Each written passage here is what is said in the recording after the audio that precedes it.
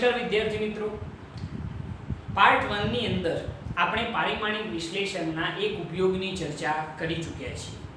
જો પારિમાણિક વિશ્લેષણનો પાર્ટ 1 તમે જોયો ન હોય તો પહેલા એને જોઈ આવજો અને એના પછી આ લેક્ચરને તમે જોજો. મેં તમને લાસ્ટ લેક્ચરની અંદર પારિમાણિક વિશ્લેષણ શું છે એના વિશે થોડીક સમજ આપી હતી. પારિમાણિક વિશ્લેષણ, પારિમાણિક વિશ્લેષણ આપણે કોને કહેતા હતા?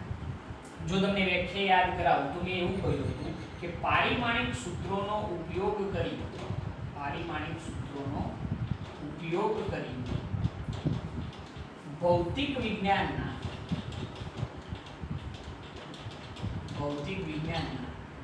અમુક પ્રશ્નોનો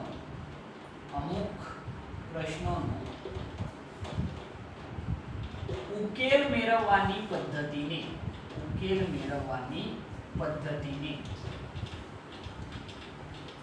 શું કહેવાય છે? પારિમાણિક વિશ્લેષણ કહે છે.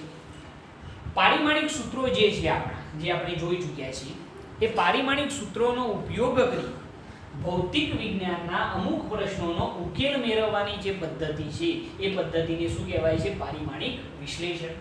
એના ઉપયોગો ખૂબ જ અગત્યના છે આપણા ફિઝિક્સ માટે. એની અંદર જો ઉપયોગોની વાત કરીએ તો ઉપયોગો જે છે એની અંદર એક ઉપયોગ આપણે જોઈ ચૂક્યા હતા. પહેલો ઉપયોગ શું હતો? પાર્ટ 1 ની અંદર આપણે એને જોયો હતો કે બે જુદી જુદી એકમ પદ્ધતિમાં કોઈ ભૌતિક રાશિના એકમો વચ્ચેનો સંખ્યાત્મક સંબંધ મેળવવો. જો તમને યાદ હોય તો મેં તમને બળ સમજાવ્યું હતું, ફોર્સ. એનો તમને ખબર છે કે એમકેએસ એકમ ન્યૂટન છે, સીજીએસ એકમ ડાઇન છે.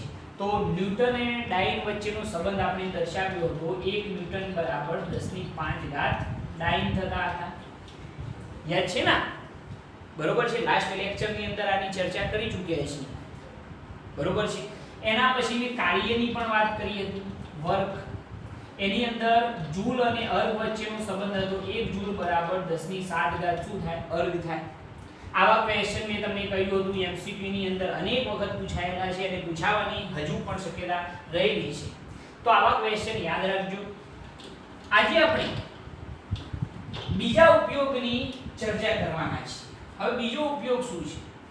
તો બીજો ઉપયોગ એવો છે કે ભૌતિક સમીકરણની અથવા તો એમ લખીએ કે ભૌતિક રાશિના સમીકરણની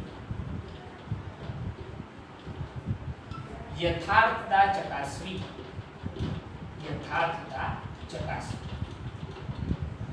આ એક બહુ સરસ એવો ઉપયોગ છે કે ભૌતિક રાશિના સમીકરણની યથાર્થતા કઈ રીતે ચકાસી શકાય. યથાર્થતાનો મતલબ થાય સત્યતા અથવા તો સત્યાર્થતા. કે કોઈ પણ સમીકરણ, ફિઝિક્સનું કોઈ પણ સમીકરણ કેટલું સત્ય છે એ આપણે આ ઉપયોગની મદદથી જાણી શકીએ છીએ. આની મદદથી એ વસ્તુ શ્યોરલી ના કહી શકાય કે સમીકરણ ખોટું છે, એ બોહેધરી ના આપી શકાય કે સમીકરણ સાચું જ છે, ખોટું નથી, પરંતુ એની અનિશ્ચિતતા આપણને ખ્યાલ આવશે. એટલે બહુ સારો એવો ઉપયોગ છે કે ભૌતિક રાશિના સમીકરણની યથાર્થતા ચકાસવી. હવે આ કઈ રીતે ચકાસી શકાય? ઓકે, જરાક થોડાક પોઈન્ટ જોજો કે કોઈ પણ ભૌતિક રાશિઓના સરવાળા કે બાદબાકી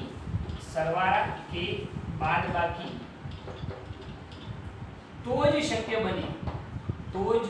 શક્ય બને જો તેમના પરિમાણ કેવા હોય? સમાન હોય. અર્થાત સમાન ભૌતિક રાશિઓનો જ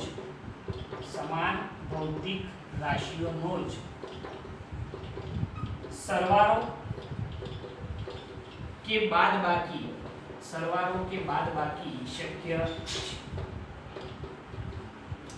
સમાન ભૌતિક રાશિઓ જે છે એનો જ આપણે સરવાળો કે બાદબાકી કરી શકીએ છીએ. તો મેં પહેલો પર્ટિક્યુલર પોઈન્ટ એ લખેલો છે કે કોઈ પણ ભૌતિક રાશિઓના સરવાળા કે બાદબાકી તો જ શક્ય બને જો તેમના પરિમાણ કેવા હોય? સમાન હોય.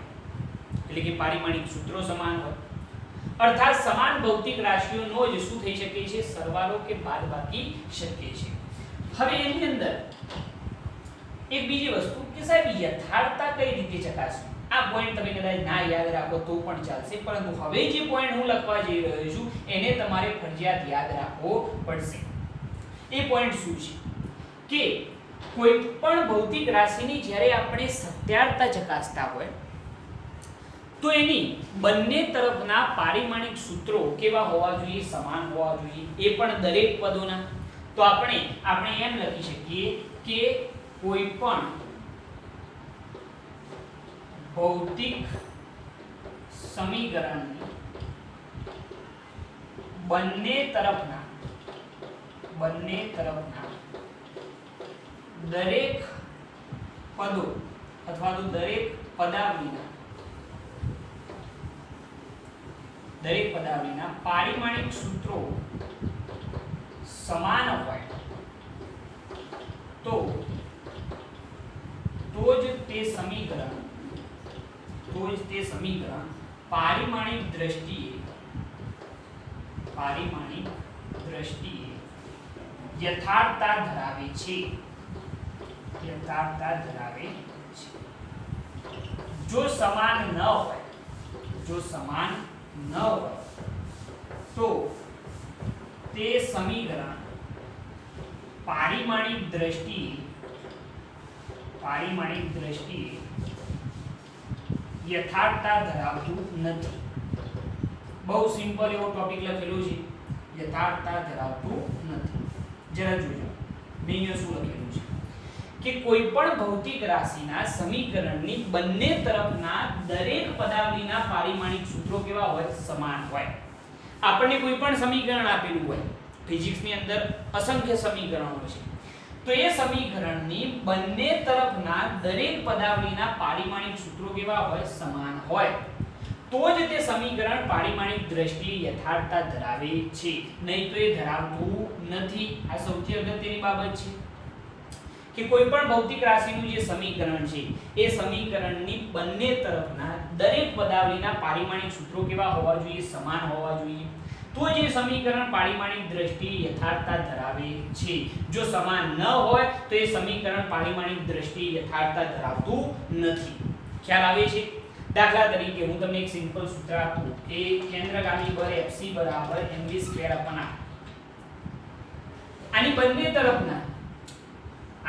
આ સમીકરણની બંને તરફના દરેક પદાવલીના પારિમાણિક સૂત્રો કેવા હોવા જોઈએ, સમાન હોવા જોઈએ, તો જ આ સમીકરણ પારિમાણિક દ્રષ્ટિએ યથાર્થતા ધરાવે છે, નહીં તો ધરાવતું નથી. ખ્યાલ આવે છે? આની અંદર મેં કેટલા ટોપિકની ચર્ચા કરી છે એ વાત ફરીથી જોઈ લો કે પહેલા તો પારિમાણિક વિશ્લેષણ મેં તમને યાદ કરાવ્યું.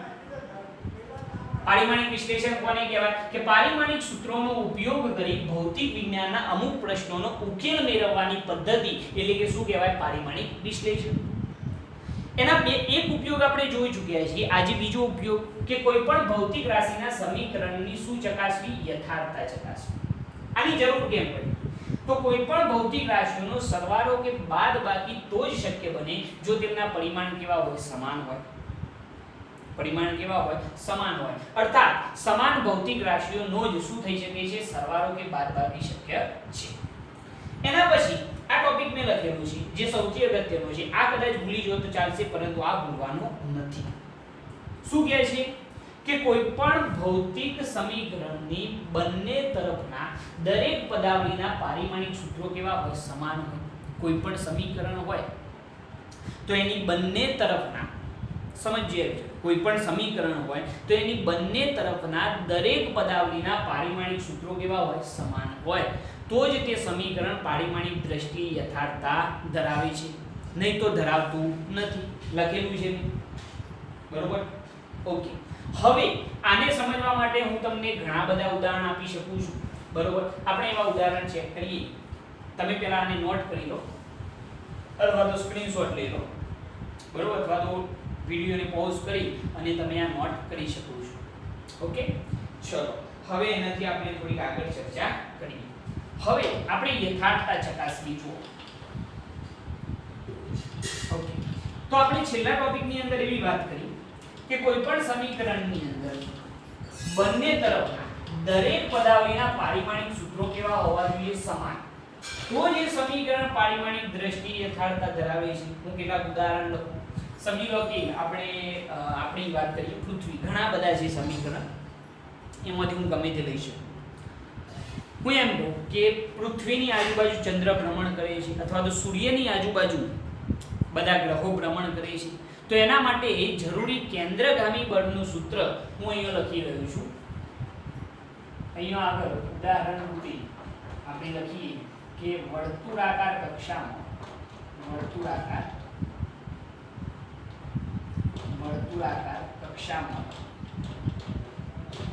ગતિ કરતા કણ માટે કેન્દ્રગામી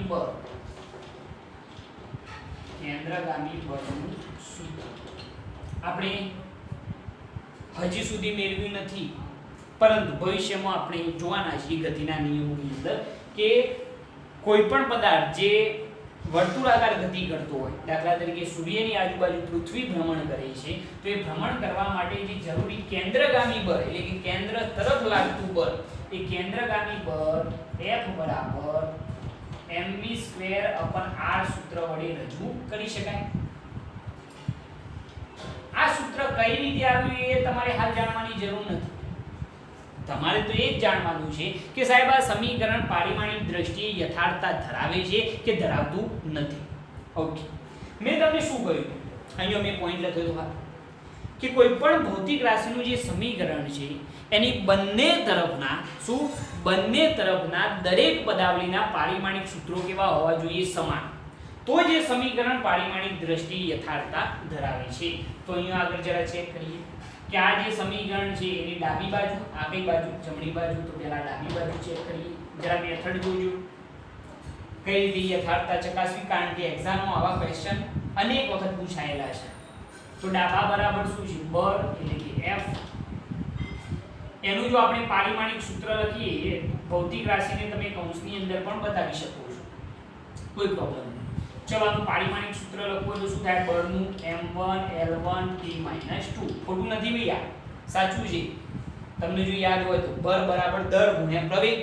પારિમાણિક સૂત્રો તમને જો યાદ હોય તો દર માટે m1, પ્રવેગ માટે શું થાય? L1T-2. ડાબી બાજુ થઈ ગઈ સાહેબ સમીકરણ નંબર 1.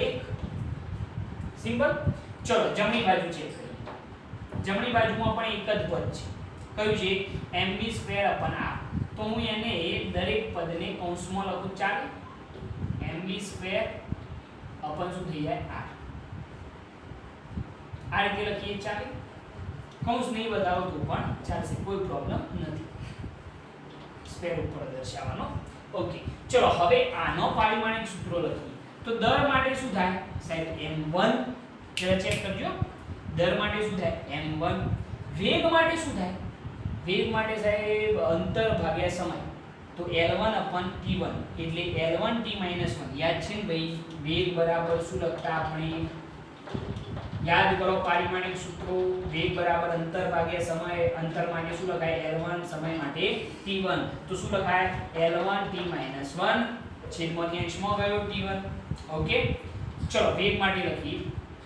તો અહીંયા આગળ વેગ માટે એવું લખવું પડશે આપણે કે L1T-1 અને એનો શું આવે? સ્ક્વેર. જોજો, વેગનું પારિમાણિક સૂત્ર L1T-1 અને એના ઉપર પાછું શું છે? સ્ક્વેર છે, તો એ દર્શાવે. અપન અંતર માટે શું લખાય? L1. લખાયા રીતે? ઓકે, સાદુરૂપ આપી દઈએ. r જે છે એ શું છે? ડિસ્ટન્સ છે. r જે છે એ શું બતાવે? ડિસ્ટન્સ. એટલા માટે એ અંતર છે. તો અંતરનું પારિમાણિક સૂત્ર શું આવે? L1. સાદુરૂપ આપો તો m1. ચલો અહીંયા શું થાય? ઘાતની ઘાતનો ગુણાકાર એટલે શું થઈ જાય? L2. t ની કેટલી ઘાત આવશે? -1 × 2 એટલે -2. અપન શું થઈ જાય? L1. ચલો આનું સાદુરૂપ આપો. L1 અંશમાં જાય કેવો થાય? માઈનસ થાય. 2 ઘાત તો હતી, -1 એટલે કેટલી ઘાત વધી? 1 ઘાત. તો અહીંયા આગળ m1 L1 એક જ ઘાત વધી ને, T-2, જે આવ્યું સમીકરણ નંબર 2. હવે જરા ચેક કરો કે ભાઈ ડાબા બરાબર જબા થાય છે.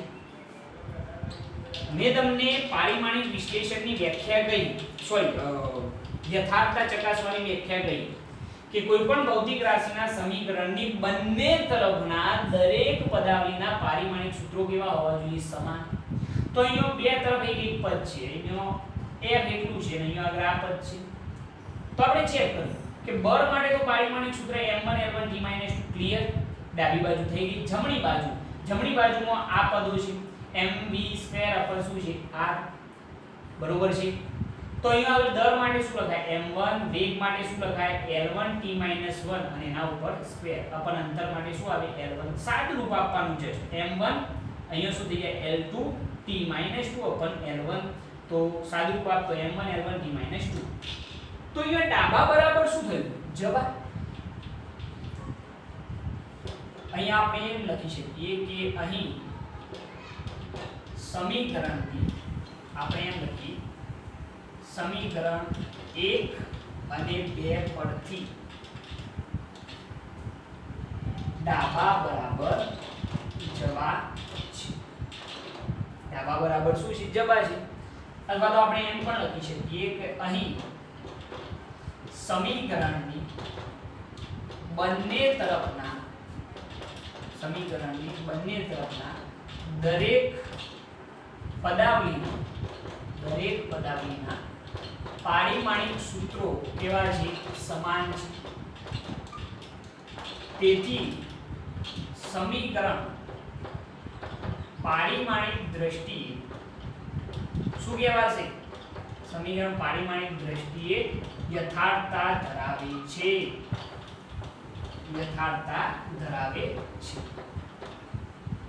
આ રીતે લખી શકો, બરોબર છે? જેમ લખવું એમ. અથવા તો ડાયરેક્ટ તમે લખો કે સમીકરણ 1 અને 2 પરથી ડાબા બરાબર જવા સમીકરણ પારિમાણિક દ્રષ્ટિએ યથાર્થતા ધરાવે છે. એટલું લખશો તો પણ ચાલશે. તો આપણે અહીંયા આ રીતે લખો, અથવા તો આમ ના લખવું હોય તો જસ્ટ ખાલી આ રીતે લખજો, જેથી સિમ્પલ થઈ જાય. જરા જો હું તમને લખી બતાવું કે સમીકરણ 1 અને 2 પરથી ડાબા બરાબર જવા છે. તેથી સમીકરણ પારિમાણિક દ્રષ્ટિએ શું ધરાવે છે? યથાર્થતા ધરાવે છે. થઈ ગયું? ક્લિયર? Simple idea. કઈ કરવાનું નહીં, ખાલી જે સમીકરણ હોય એની ડાબા બરાબર જવા ચેક કરવાનું. દરેક પદના પારિમાણિક સૂત્રો કેવા હોવા જોઈએ? સમાન હોવા જોઈએ. ક્લિયર? Okay, perfect. ચલો, આ તો એક ઉદાહરણ છે. એક બીજું ઉદાહરણ. ઓકે, ઘણા બધા ઉદાહરણો લઈ શકું. એક બીજું ઉદાહરણ. આપણે સુરેખ પથ પર ગતિ નેક્સ્ટ ચેપ્ટર જે છે એની અંદર એક સૂત્ર ભણવાના છે. x બરાબર અંતર છે. x જે છે શું છે? અંતર. x બરાબર x0 plus b0t plus 1/2 at square. આવું એક સૂત્ર આપણે ભણવાના છીએ ભવિષ્યમાં નેક્સ્ટ ચેપ્ટરની. પરંતુ અહીંયા આગળ એવું જરૂરી છે કે આપણે આ સૂત્ર પહેલા કઈ રીતે આવ્યું એવું બધું પૂછવાની જરૂર નથી. અહીંયા જસ્ટ ખાલી તમારે એ જોવાનું છે કે સમીકરણ પારિમાણિક દ્રષ્ટિએ યથાર્થતા ધરાવે છે કે ધરાવતું નથી. તો એના માટે આપણે શું જોઈશું? તો સિમ્પલ આઈડિયા, ડાબા બરાબર જવા. દરેક પદના પારિમાણિક સૂત્રો સમાન હોવા જોઈએ. જો ના હોય તો સમીકરણ પારિમાણિક દ્રષ્ટિએ યથાર્થતા ધરાવતું નથી. ઓકે, ચલો ચેક કરીએ. પહેલા ડાબી બાજુ શું છે? x. મેં તમને કહ્યું કે x શું દર્શાવે? અંતર. x શું દર્શાવે? અંતર. x0 પ્રારંભિક સ્થાન, પ્રારંભિક અંતર બતાવે છે, બરોબર? ઓકે, તો x બરાબર અંતર માટે શું લખાય? તો સાહેબ l1 થઈ ગયું. સાહેબ આ ડાબી બાજુ તો પૂરી. સમીકરણ નંબર 1 ડાબી બાજુ પૂરી. ક્લિયર? Okay, perfect. ચલો હવે જમણી બાજુના દરેક પદના પારિમાણિક સૂત્રો જોઈએ. તો ચલો જમણી બાજુએ કેટલી પદાવલીઓ છે? તો 1 2 અને 3. ત્રણ પદો છે ને, આપણે ત્રણેયના ચેક કરીએ. જો x0 એ પણ શું છે? મેં તમને કહ્યું અંતર. એટલે આપણે l1 આને આપીએ સમીકરણ નંબર 2 બરોબર છે, અથવા તો નહીં આપો તો પણ ચાલશે. ચલો એના પછી બીજું પદ ચેક કરીએ. દરેક પદાવલી, ધ્યાન રાખજો મેં વ્યાખ્યાની અંદર કહ્યું છે કે સમીકરણની બંને તરફના દરેક પદાવલીના પારિમાણિક સૂત્રો સમાન હોવા જોઈએ. તો આનું ચેક કરીએ તો શું થાય? v0t. હવે જરા જોજો, ધ્યાન રાખજો. v0 મતલબ કે વેગ છે અને વેગનું પારિમાણિક સૂત્ર શું આવે? તો l1t - 1 આવશે. l1t - 1 શીખવાડેલું છે મેં વેગ માટેનું, બરોબર છે. એની સાથે સાથે સમય છે, તો સમય માટે ફરીથી શું થાય? t1. ફરીથી વેગનું શું થાય? l1t - 1 અને સમય t માટે શું થાય? t1. t - 1 t1 cancel out એટલે જવાબ શું થઈ ગયો? l1. ખ્યાલ આવે છે આની અંદર? આ જે મળ્યું એ બીજા પદનું પારિમાણિક સૂત્ર છે. તો અહીંયા આગળ આપણે એમ લખી શકીએ આને સમીકરણ 2 આપો, આ ત્રીજું પદ જે છે એને સમીકરણ નંબર 3 આપો. હવે એક પદ બાકી રહ્યું છેલ્લું 1/2 at². ચલો ત્રીજું પદ 1/2 at². આ રીતે લખાય ને, કૌંસની અંદર લખીએ તો આ તો અચર પદ છે, કોઈ પણ સંખ્યા એનું પારિમાણિક સૂત્ર હોય નહીં, પરિમાણ રહિત હોય. તો આપણે કોનું લખવાનું? પ્રવેગનું. પ્રવેગનું યાદ કરો, l1t - 2 યાદ છે ને? પ્રવેગ બરાબર શું લખાય? પ્રવેગ ઇંગ્લિશમાં એક્સેલરેશન. પ્રવેગ બરાબર અંતર ભાગ્યા સમયનો શું થાય? સ્ક્વેર. તો એનું શું થાય પ્રવેગનું? તો l1t - 2 l1 t - 2 એટલે અંશમાં લખીએ તો l1t - 2, કારણ કે અંતર માટે શું થાય? l1 સમયનો સ્ક્વેર એટલે t², બરોબર. તો l1 t ની 2 ઘાત અંશમાં આવે કેવી થાય? માઈનસ થાય ને. તો એટલા માટે મેં પ્રવેગનું લખેલું છે l1t - 2, બરોબર. ચલો એના પછી પ્રવેગનું થઈ ગયું. હવે આને કૌંસ આમ કરી દઈએ, પ્રવેગ પૂરો. હવે ચલો સમય, તો સમયનું શું થાય? t1 અને એના ઉપર પાછો શું છે? સ્ક્વેર. તો આ સ્ક્વેર બહાર રહ્યો. ફરીથી જોઈ લેજો આખું પદ. 1/2 નું કોઈ પારિમાણિક સૂત્ર હોય નહીં. પ્રવેગનું શું થાય? તો પ્રવેગનું થાય l1t - 2. ક્લિયર? l1t - 2. જોઈ લો કેટલું લખ્યું. સમયનો સ્ક્વેર, તો સમય માટે શું થાય? t1 અને એનો સ્ક્વેર. સાદુરૂપ આપવું પડશે તો શું થાય? જો l1 કૌંસની અંદર લખો તો કૌંસની અંદર લખજો બધા ભેગા l1t - 2 અને અહીંયા t ની કેટલી ઘાત થઈ જાય? 2 ઘાત. 1 × 2 એટલે 2. તો આ બંને તો કેન્સલ થઈ ગયા. તો શું વધ્યું? l1, જે આપણું સમીકરણ નંબર 4 છે. હવે જરા ચેક કરો કે સમીકરણની બંને બાજુના દરેક પદાવલીના પારિમાણિક સૂત્રો સમાન છે. તો ડાબી બાજુએ એકલું x હતું તો એનું l1, જમણી બાજુએ 3 પદાવલી હતી, પહેલી x0 તો એનું પણ l1, v0t તો v0t માટે પણ લખ્યું આપણે l1t - 1 અને t1 એટલે આ તો કેન્સલ આઉટ. તો શું આવ્યું? l1, બરોબર છે. છેલ્લું પદ 1/2 at². આની અંદર ધ્યાન રાખજો 1/2 અચર. પ્રવેગ માટે શું થાય? l1t - 2. ચેક કરેલું છે પારિમાણિક સૂત્રો. સમયનો સ્ક્વેર તો t1 ની કેટલી ઘાત ઉપર? 2 ઘાત, બરોબર છે. સાદું રૂપ આપી દીધું l1t - 2 ને અહીંયા t નો શું થઈ જાય? સ્ક્વેર. તો આ કેન્સલ. તો શું વધ્યું? l1. તો આના ઉપરથી આપણે એમ કહી શકીએ કે અહીં સમીકરણ 1 2 3 અને 4 પરથી ડાબા બરાબર જવાબ છે. તેથી સમીકરણ પારિમાણિક દ્રષ્ટિએ શું ધરાવે છે? યથાર્થતા ધરાવે છે. બરોબર સમજજો આ વસ્તુ કે સમીકરણની બંને બાજુ કદાચ એવું થાય કે આ l1 આવે, આ પણ l1 આવે, પરંતુ બીજું પદ જે છે v0t એ કદાચ l² આવે અને આ પાછું l1 આવે તો સમીકરણ પારિમાણિક દ્રષ્ટિએ યથાર્થતા ધરાવતું નથી. દરેક પદાવલીના પારિમાણિક સૂત્રો સમાન હોવા જોઈએ. આ બીજું ઉદાહરણ થઈ ગયું. આને પણ તમે નોટ કરો ફટાફટ. ચલો આ રીતે તમે કોઈ પણ ક્વેશ્ચન હોય તો એને સોલ્વ કરી શકો છો. તમારા માટે આ એકદમ ઈઝી વસ્તુ થઈ જશે, બરોબર છે? ઓકે, ફટાફટ નોટ કરજો. એના પછી આપણે આગળ જોઈએ, બરોબર? ચલો જવા દઈશું. Okay, perfect. હવે એનાથી આગળ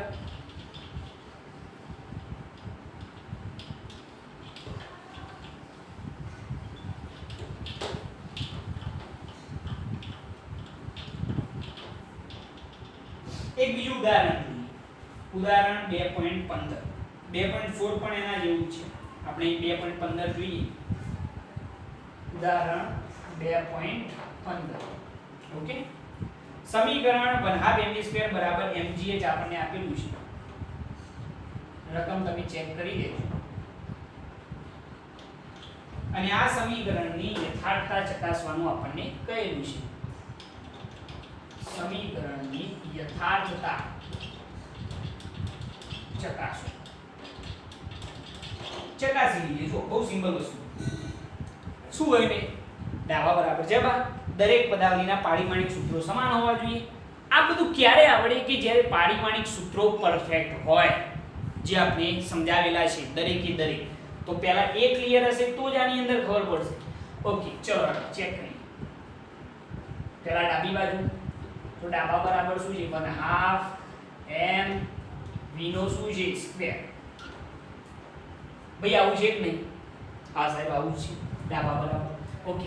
ચલો પારિમાણિક સૂત્ર લખીએ. 1/2 તો અચળ, એનું કોઈ પારિમાણિક સૂત્ર હોય નહીં. દળનું શું થાય તો m1 થઈ ગયું.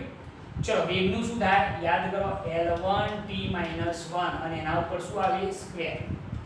બરોબર ને? ચલો સાદું રૂપ આપી દઈએ તો m1 અહીંયા 1 * 2 એટલે કેટલી ઘાત થઈ જાય 2 ઘાત t ની કેટલી ઘાત થઈ જાય -2. બરોબર? આ થઈ ગઈ ડાબી બાજુ સમીકરણ નંબર 1. ચલો એ રીતે સેમ જમણી બાજુ ચેક કરીએ. તો જમણી બાજુ શું છે તો mgh mg અને h ત્રણેયને હું કૌંસમાં બતાવી. ઓકે m એટલે દર, તો દર માટે શું થાય m1. g શું છે ભાઈ ગુરુત્વીય પ્રવેગ. હવે પ્રવેગ ગમે તે પ્રકારનો હોય, પ્રવેગનું પારિમાણિક સૂત્ર તમને યાદ છે l1 t - 2. ઘણા લોકો સાહેબ પ્રવેગનો તો સંકેત a નો હતો. g પણ ગુરુત્વીય પ્રવેગ છે. બરોબર છે? તો એનું પણ પારિમાણિક સૂત્ર આ જ થશે l1 t - 2. અને h એટલે કે ઊંચાઈ. ઊંચાઈ માટે પણ પરિમાણ કયું આવે l1. મેં તમને સમજાવેલું છે. અંતર, સ્થાનાંતર, લંબાઈ, પહોળાઈ, ઊંચાઈ આ દરેકના પરિમાણ કેવા આવશે સમાન આવશે. ત્રણેયના થઈ ગયા દળનું, પ્રવેગનું અને ઊંચાઈ. ચલો સાદું આપી દો. સમાન ભૌતિક રાશિઓના ઘાતાંકોનો સરવાળો. તો m1 l ની કેટલી ઘાત થાય 2 ઘાત અને t - 2 થઈ ગયું. સમીકરણ નંબર 2 ચેક કરો. દરેક પદાવલીના પારિમાણિક સૂત્રો સમાન આવે. હા સાહેબ ડાબા બરાબર જવાબ. બરોબર છે? તો આપણે એમ લખી શકીએ કે સમીકરણ 1 અને 2 પરથી આપેલ સમીકરણ પારિમાણિક દ્રષ્ટિએ શું ધરાવે છે યથાર્થતા ધરાવે છે. આ બધી વસ્તુ સમજીએ જ. તો 2.15 પૂરું. યથાર્થતા ચકાસવી બહુ સિમ્પલ છે. જસ્ટ ખાલી તમને પારિમાણિક સૂત્રોનો જે કોન્સેપ્ટ છે એ ક્લિયર હોવો જોઈએ. બરોબર છે? પારિમાણિક સૂત્રો દરેકના યાદ હોવા જોઈએ. અને પછી શું કરવાનું દરેક પદાવલીના પારિમાણિક સૂત્રો એપ્લાય કરવાના. અને દરેક પદાવલીના જો પારિમાણિક સૂત્રો સમાન હોય તો એ સમીકરણ પારિમાણિક દ્રષ્ટિએ યથાર્થતા ધરાવે છે, નહીં તો ધરાવતું નથી. બરોબર છે? અને બીજા કેટલાક દાખલા આપણે જોઈશું નેક્સ્ટ લેક્ચરની અંદર. ત્યાં સુધી તમે આ દરેક વસ્તુને સમજો, બને એટલી મેક્સિમમ પ્રેક્ટિસ કરો. બરોબર છે? અને ખાસ કરીને પારિમાણિક સૂત્રો જે છે એ લેક્ચર વ્યવસ્થિત જુઓ કે જેથી પારિમાણિક સૂત્રો દરેકે દરેક મોઢે હોવા જોઈએ. કોઈ તમને એમ પૂછે દળનું પારિમાણિક સૂત્ર તો તરત જ મગજમાં આવવું જોઈએ m1 l1 t - 2. કાર્યનું પારિમાણિક સૂત્ર m1 l2 t - 2. આવી રીતે દરેકના યાદ હોવા જોઈએ. જેટલા મેં લખાયા છે, મેં તમને બહુ ઓછા લખાયા છે, આમ તો ઘણા બધા છે. પરંતુ જેમ જેમ નવી નવી ભૌતિક રાશિઓ ભણીશું તેમ તેમ પારિમાણિક સૂત્રો પણ આપણે જોઈશું. પરંતુ હાલ પૂરતા જેટલા મેં પારિમાણિક સૂત્રો સમજાવ્યા છે એટલા જ યાદ રાખો. એનાથી વિશેષ યાદ રાખવાની જરૂર નથી. તો આખા ચેપ્ટરની અંદર કોઈ જગ્યાએ તકલીફ પડશે નહીં. તો આ થઈ ગયો આપણો બીજો ઉપયોગ. તો બે ઉપયોગો આપણે જોઈ ચૂક્યા. હજી એક ઉપયોગ બાકી છે જે આપણે નેક્સ્ટ ટાઈમ વાત કરીશું. તો ત્યાં સુધી આ લેક્ચરને વ્યવસ્થિત જુઓ. જય ભારત, જય હિન્દ.